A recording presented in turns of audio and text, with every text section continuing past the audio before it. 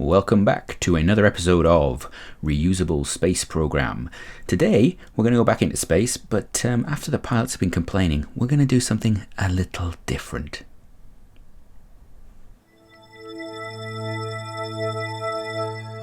So here we are on the launch pad, and we're going to take off, and you will notice, first of all, the craft is a little weird, and secondly, I have not got a pilot. I have put Scott Kerman in the pilot seat. He is a scientist, and so I'm doing this without, well, at the moment I have SAS, but I don't have anything special about it. I can basically keep where I'm supposed to be. You'll also notice on the top of this craft, this is the X4, I think it is. It's what we used for the docking procedures in the previous episode. You will see that we've got an interesting payload. In the last episode we docked in orbit, we came back down and we had a lot of fuel that we basically wasted, and I didn't like that. So this episode I am going to put something in orbit so that I don't waste fuel in future, and that is I want to say large, big fuel tank. It is not. I'd love to be able to put a space station up or something like that, but no. This is just going to be a little fuel tank, a docking target as such, where we can basically put our fuel when we've got excess or if we need any, and this is going to be useful when we go to other planets. So we can see there the first stage is going quite a long time with those 3 engines. We're going to get rid of that shortly, and we're going to use the upper stage and the fuel in the payload to actually complete this task. So we're going to release our things any minute now. We're just getting up to, I think I need to pull the nose down a little bit because we're going a little bit high. This is not normally how this craft would be used, but we're going to try and do that. So just coast a little bit. There we go. So now we're actually running on a combination of the craft and those fuel tanks up above. And so this craft that we're actually going to put into orbit is, you could call it the first space station, the first satellite as such. It's got a sort of space there for RCS fuel, but primarily it is liquid fuel and oxidizer. In the center, it's actually got some controls, the stability control, things like that, so it can orientate itself basically as much as we want. It's got some RCS ports and things like that. You can see it. We just open up the compartments there to get the solar panels out, so both the payload and our craft have got solar panels on them to give them the electricity they need to use reaction wheels and so forth. It's not the biggest fuel tank in the world, but then our craft are not the biggest craft in the world, and this takes quite a bit to get into orbit because I've skimped on the rocket basically. I am going to use this fuel tank, some of this fuel tank as fuel now. I can always, pop more fuel up there. We know we can get up into orbit now, and we can have some fuel left. But yeah, I want to put it into a reasonable orbit, something that's sort of not too high, not too low. It's tempting to put it as low as possible, just so it's an easy catch with the biggest craft I can get to get fuel from it. But we'll see. It has positives and negatives doing that. So just burning up because I may have left this burn a little late to start. And you can see here, this is a perfect example of, this is a bit like what the Centaur actually does when it launches. So ULA's Centaur upstage actually has very low thrust, and so what it will actually do is it will actually angle itself upwards instead of sort of the usual sort of sideways burn, to counteract a little bit of the pull of gravity and just extend that burn time. It will also normally be lofted really high as well, which helps compete, you sort of fight with that. Anyway, we're coming close to orbital speed. We're gonna get up there almost very soon, and here we go. Just about gonna do it. There we go. So we're in orbit, and then it's just a case of right. Let's circularize the orbit, make it a nice orbit. So yeah, the question will be, how much use does this get? One of the reasons that I've actually gone for a small node like this, a small bit, is because we can actually then attach it to other craft if they need to go somewhere and need extra fuel, instead of just refueling themselves. If I'd gone for a bigger tank, number one, it would have been hard, and I'm just circularizing. It would have been hard to actually get it up there. But it would also had limited usability with the size of craft we actually have right now. So we've got a nice little sort of tank that we can leave in orbit. It is reusable, but we can actually attach whatever we want to it. As long as it's got a docking port or a grabber, we can use that. So what we're going to do, well, first of all, after the docking of last time, we're going to orientate it correctly. So we're going to undock. There we go. And I don't really care too much about Scott at the moment, but we're going to orientate this into the normal. So unlike the fiasco that was our last docking, we're actually going to position this into the normal. Now you'll notice I do have SAS, but I don't have the ability to target specific nodes. So I'm going to have to do this manually. So I have to turn it around to one side, and then we're just going to tip the nose up or down. Either way, it doesn't matter. This also helps because it now means that my solar panels are always at least once a day going to get some sort of some sunlight on them, which is a big positive, or at least I think they will. I'm hoping they do. We'll see. In an ideal world, I would actually have a ring of them, but I do not, so we're not going to worry too much about that. So there we go.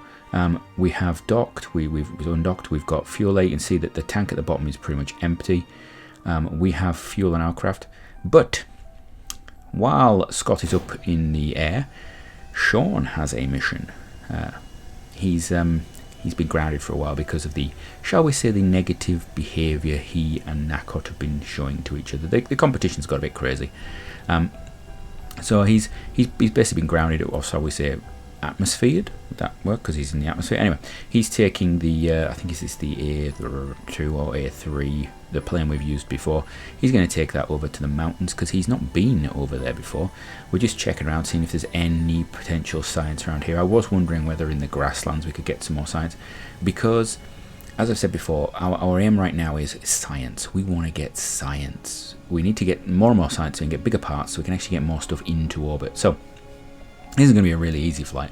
He's basically going to fly at these mountains, and I think they look absolutely beautiful. You can see he's not too. Oh, he's quite excited. He's quite excited by going over the mountains. Isn't that nice? I think this is actually a lovely little picture here. So this is, we've got the atmosphere additions on to give us clouds and sun flare and things like our Kerbin flare. Would that be? Yeah, Kerbin flare, star flare. There we go. So we started to get our science coming up here. I was wondering, what's the best approach here? Do I just do I do this, turn around and land? And then I thought, you know what, I'm gonna be lazy. So what I actually did was we fly over the mountains, and this is really cool. I've always wanted to do a little journey with a rover around here, and we may have to do that in the future, maybe just as a live stream or something like that. I don't know, something you can put on in the background and ignore. So anyway, we've got most of the science that we want. We check around, we've got no more science to collect with this craft, and yeah, I start to think we could turn around, but at this point we've been flying 5 minutes, and I can't really be bothered, to be honest with you. So we fly off, get lower, and yeah, we get a bit more science and stuff. Find a load of science, pull up, kill the velocity, put the parachutes out. That's how our drogue shoots out to slow us down. Turn the engine off, and boom, get some more science, and there we go. We're just going to float down nice and easy to the ground with all the science. Now I should point out, Nakot at this time is obviously not doing anything, so I'm not entirely sure what the plan there is. You may find out in the next episode what she gets up to, because she will probably be the next one to go to space, but I'm not probably going to show you all of that mission because it's going to be just a maintenance one. So Scott lands, we get all of his, well, he sort of lands up in space. Sean, our scientist, this is the fun bit. So Scott, you will notice I no longer have the ability to hold position. So the second I start doing anything, the craft will continue to do it. So it's very much a case of careful, easy moves right now.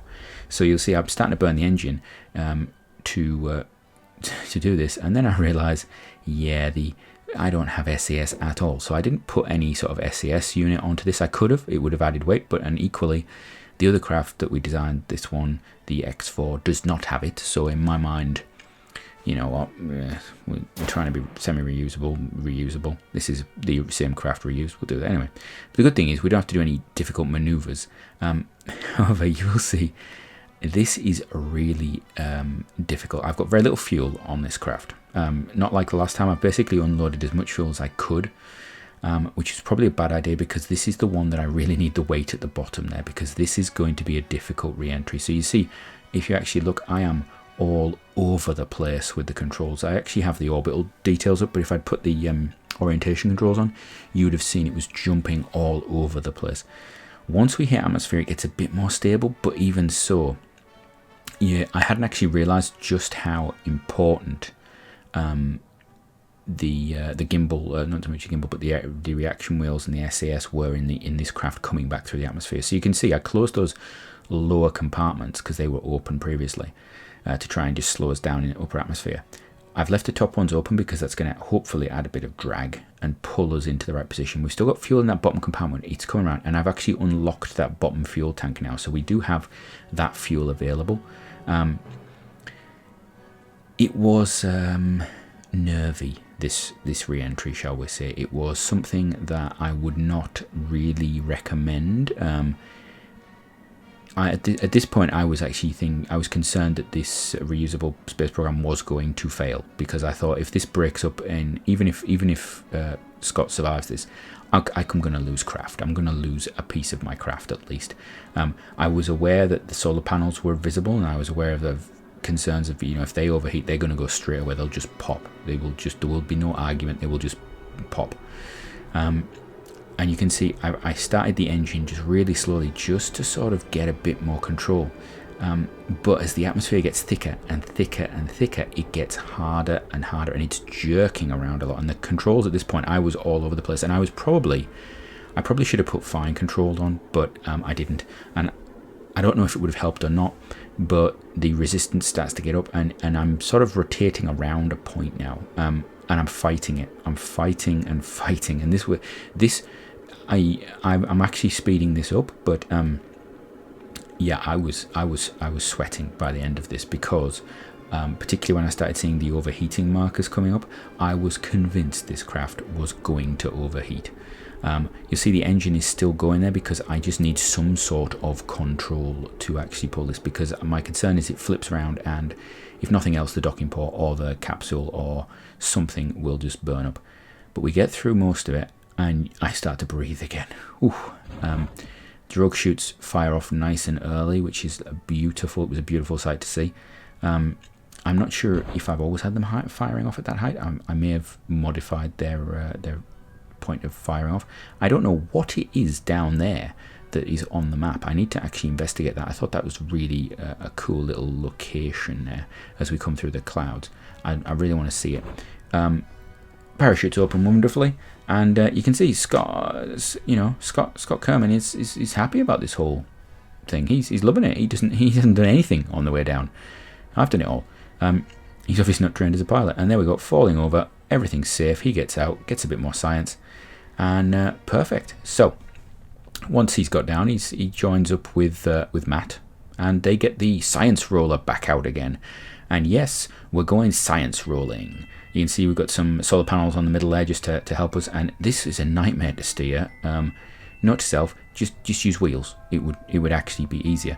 So this was just me trying to collect a little bit more science, because I had a few things I wanted to get in the science tech tree, and I just wanted a little bit more science. And there's always that early game, there's always a chance of getting a little bit around the KSC. So we've got the runway science there. We've got some stuff that I actually forgot to get in the past, because I think I've done this before at this point, and you know we could have got some extra bits. So there we go. We're getting crew reports. We're getting EVA reports, because we can now EVA. And there we go. And we're going to go over to the communication spot. You can see there's some building work obviously going over there, and we do the same thing there. Getting some of that. Wonderful. And this is really nice. So we're getting quite a bit of science now for free. It's easy. And there you go. So now I have to decide what to spend it on. And while I'm doing this, I should say, you know, it's not just about the biggest engines. I'm actually thinking about what can I use and be reusable. So while I work my way through that, I'm going to say have a great one. I will see you next time when we're going to go a bit further, I think.